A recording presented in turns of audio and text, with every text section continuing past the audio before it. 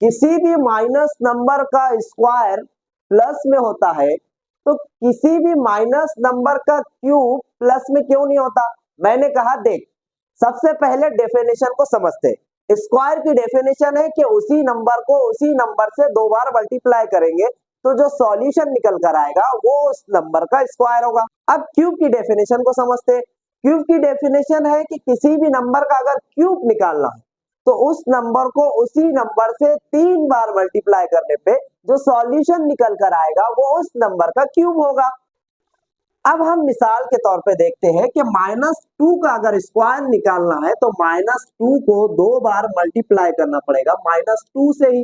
तो -2 multiply by -2, तो minus minus का साइन मल्टीप्लाई के अंदर प्लस होता है, आपको मालूम है, और 2 2 जा 4।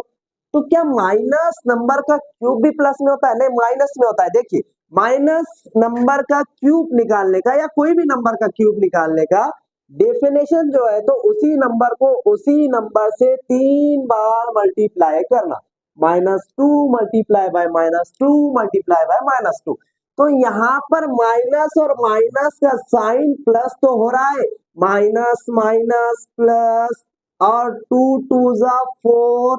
अब जो मल्टीप्लाई में अभी -2 बचे हुआ है, ये माइनस ने गड़बड़ी कर दी।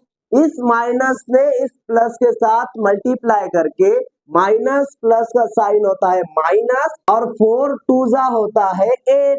मतलब के -2 का क्यूब कभी भी प्लस में नहीं होता है, माइनस में होता है, क्योंकि माइनस माइनस प्लस तो हुआ लेकिन फिर एक माइनस है तो प्लस माइनस फिर हो गया माइनस।